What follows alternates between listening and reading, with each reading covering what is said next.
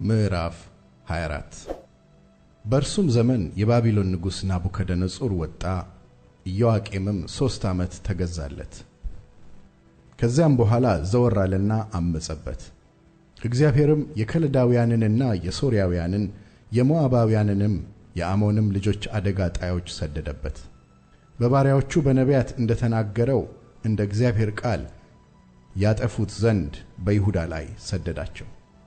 ምናሴም ስላደረገው ኃጢአት ሁሉ ስላፈሰሰውም ንጹሕ ደም ኢየሩሳሌምንም በንጹሕ ደም ስለሞላ ከፊቱ ያስወግዳቸው ዘንድ ይህ ነገር በእግዚአብሔር ትእዛዝ በይሁዳ ላይ ሆነ።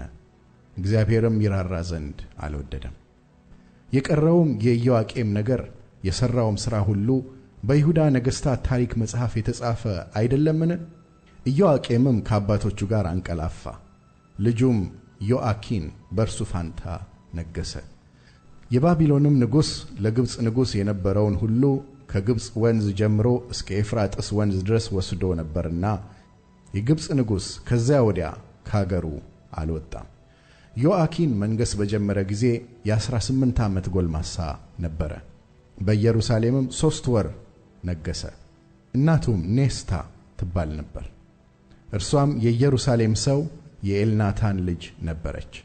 አባቱም እንዳደረገ ሁሉ በእግዚአብሔር ፊት ክፉ አደረገ።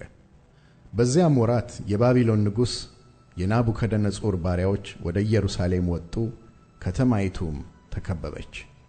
ባሪያዎቹም በከበቧት ጊዜ የባቢሎን ንጉሥ ናቡከደነፆር ወደ ከተማይቱ ወጣ።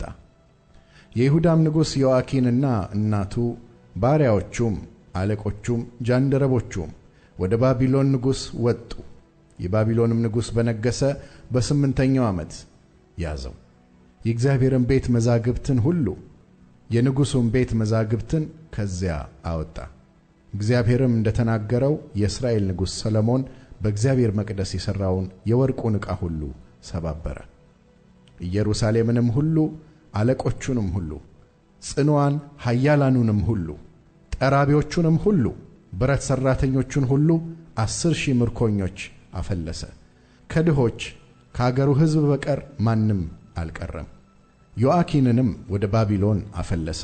የንጉሡንም እናት የንጉሡንም ሚስቶች ጃንደረቦቹንም የአገሩንም ታላላቆች ከኢየሩሳሌም ወደ ባቢሎን ማረከ። የባቢሎንም ንጉሥ ብርቱዎቹንና ሰልፍ የሚችሉትን ሁሉ ኃያላኑን ሁሉ 7,000 ያህል ጠራቢዎችና ብረት ሠራተኞችም 1,000 ወደ ባቢሎን ማረከ። የባቢሎንም ንጉሥ የዮአኪንን አጎት ማታንያን በእርሱ ፋንታ አነገሠ። ስሙንም ሴዴቅያስ ብሎ ለወጠው። ሴዴቅያስ መንገሥ በጀመረ ጊዜ የ21 ዓመት ጎልማሳ ነበረ። በኢየሩሳሌምም 11 ዓመት ነገሠ። እናቱም አሚጣል የተባለች የልብና ሰው የኤርምያስ ልጅ ነበረች። ኢዮአቄም እንዳደረገ ሁሉ በእግዚአብሔር ፊት ክፉ አደረገ። ከፊቱ አውጥቶ እስኪጥላቸው ድረስ ይህ ነገር በእግዚአብሔር ቁጣ በኢየሩሳሌምና በይሁዳ ላይ ሆኖአልና ሴዴቅያስም በባቢሎን ንጉሥ ላይ አመፀ።